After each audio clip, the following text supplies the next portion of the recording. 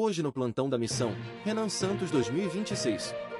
Confira os melhores momentos do dia. Petista, então realmente magoou ele. Vamos lá. Isso é no mesmo momento ou é em outro momento? Não, eu acho que é depois que ele sai. Esse corte aqui é depois que o Chiquinho já foi embora. Tá. Então eu já vi, então deixa, dá play.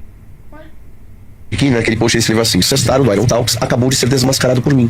É um infiltrado da esquerda para reeleger o Lula. Sestaro é um militante confesso do Lula. Foi desmascarado. Chega de dar palco para esse petista. Isso aqui, sabe o que é isso? Falta de caráter.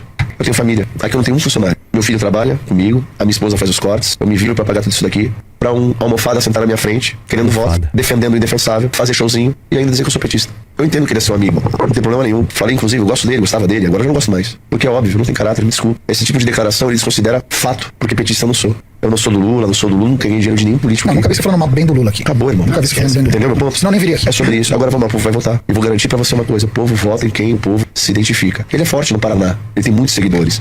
Ele praticamente tá eleito. Só que qual o preço? De que adianta o homem ganhar o mundo inteiro e perder a própria alma? É sobre isso na minha cabeça. Entendi. Ô, meu irmão. Não, eu fico triste. Por que ele falou que o Salles podia dizer o que estava dizendo e eu não? Porque o Salles é do mesmo partido. Por que ele não foi macho pra dizer que o Salles estava... O Jeffrey Chiquinho, naquele post, ele escreveu assim: Sestaro do Iron... Pois é, né, Sestaro? Pois é, né? Realmente magoado. É isso, cara. É isso. Cara, as pessoas são isso, né? As pessoas são isso. Deixa eu ver, põe esse aí, vai lá. O Chiquinho ficou um pouco incomodado. Natural. Porque aquilo, a régua, eu tô usando contra ele mesmo. E aí o Salles, Ricardo Salles, ele tava corroborando com as coisas que eu dizia. E aí começou a gerar aquele clima meio estranho. Só que naquele momento, final do programa, muitos comentários, muito superchat, fazendo perguntas difíceis. E o pessoal, quando vem pra cá, só pra deixar claro, político, vem com assessor, tá? E os caras ficam tudo monitorando ali. E eles vão mandando pro cara que tá conversando comigo a temperatura do que tá sendo falado. E aí, uma pergunta pra você que tá assistindo o programa. Por que você acha que a gravação que o Jeffrey Chiquinho ele soltou não foi a do canal, mas foi uma gravação de fora? Exatamente no momento em que as coisas acontecem. Foi o corte que ele foi e lançou. Por que vocês acham que ele lançou esse corte 1 minuto ou 2 depois de deixar o estúdio? As pessoas têm que se perguntar. Por que você acha que um advogado criminalista, experiente, ele faz uma pergunta cuja minha resposta poderia me induzir a um crime? Porque eu posso ler a vocês as consequências do que eu posso sofrer caso eu diga o que todo mundo acredita. Inclusive eu. Só que eu tenho responsabilidade. Então, na minha resposta, eu tento dizer, olha, no governo Lula tem os históricos, mas eu não posso dizer que ele é corrupto, porque ele está falando do CPF, da pessoa, e não há nada hoje, hoje não há nenhuma ficha criminal em relação a ele. E se eu digo, de maneira veemente, categórica, que ele é, eu estou cometendo crime. O doutor Chiquini, que é um advogado criminalista, cônscio da lei, ele me leva a uma situação de que, se eu respondo, ainda que eu acredite, e todos acreditamos, e uma pessoa de direita, ou minimamente honesta com a vida, que sabe que é, se eu afirmo, eu estou cometendo um crime. E aí eu prejudico a minha família, os meus filhos, o meu trabalho. E aí eu pergunto, qual a motivação dessa pessoa em fazer isso? E aí ele se levanta, não continua a conversa, porque ele poderia ter dito sentado, mas você é um petista, vamos trocar ideia? Bora! Mas ele se levanta, tá aí, desmascarei, acabou a farsa, é o corte, infiltrado! E ele vai embora, pegou o corte dele, sai do estúdio, em 2 minutos publica. Eu ainda tava fazendo o programa.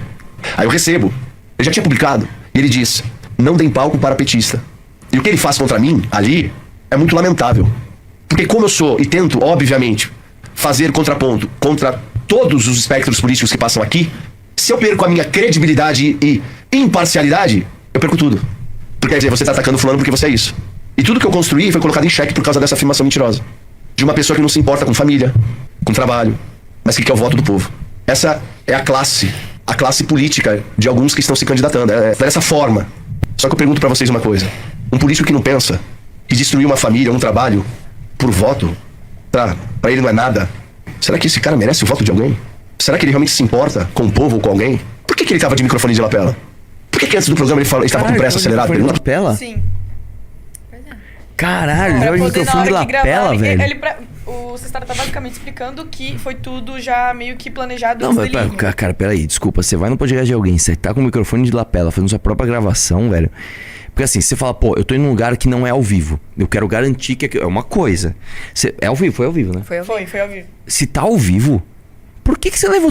Realmente Mas foi esquisito, mas é velho. o que ele tá tentando explicar. Foi planejado porque quando ele vai começar a discutir, dizer, você é petista, blá, blá, blá, o Chiquini já tá gravando, o assessor do Chiquini já tá gravando, e assim que ele sai do estúdio, tipo, passa, sei lá, 5 Foi minutos, o intencional. Chiquini posta o vídeo. Sim, foi intencional. A diferença é essa, é água e óleo.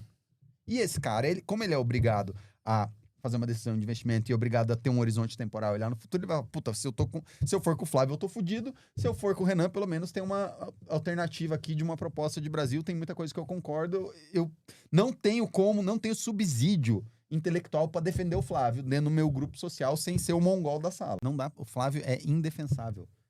Eu tô fudido. Isso tá sendo feito. Isso tá sendo feito, E tá avançando. Exato. É um processo demorado. Então a gente tá, pensa assim, hoje, por que o bolsonarismo está desesperado e virou a máquina para atacar o candidato, né? Que tá, em tese, como eles falam, tem 4%, 3%, 2%. Porque Eles desesperados com o cara. Claro. Por quê? Porque nós estamos nos consolidando em dois grupos que são grupos muito estratégicos. São os grupos que formam opinião. Primeiro é o topo da pirâmide. Então você vê lá os Faria Lima, a galera, empresários, grandes empresários do agronegócio, grandes empresários do setor produtivo. Esses caras, que são os caras que têm que olhar o futuro, eles são obrigados a olhar o futuro, porque o cara que toma uma decisão de investimento, ele não pode só ficar olhando no presente, ele tem que olhar 5 anos pra frente, 10 anos pra frente, ele vai pegar, vai ver o livro amarelo, ele vai parar pra prestar atenção no que o Flávio tá falando, vai parar pra prestar atenção no que o Renan tá falando e vai fazer aquela análise que eu falei que é evidente. O cara vai falar, esse aqui tem um projeto de país, tem ideia, sabe falar, sabe defender. Quando ele vai numa sabatina e apertam ele, o cara tem conteúdo, tem propriedade, e o outro, quando apertam ele, falam assim, me dá uma resposta aí econômica de onde você vai tirar a grana pra fazer esse ajuste fiscal que você tá falando, esse investimento que você tá falando. Ele vira pra você e responde, fala, não, tem que soltar meu pai. A diferença é essa, é água e óleo. E esse cara, como ele é obrigado a fazer uma decisão de investimento e obrigado a ter um horizonte temporal, olhar no futuro, ele vai, puta, se eu for com o Flávio, eu tô fudido. Se eu for com o Renan, pelo menos tem uma alternativa aqui de uma proposta de Brasil, tem muita coisa que eu concordo. Eu não tenho subsídio intelectual pra defender o Flávio dentro do meu grupo social sem ser o mongol da sala.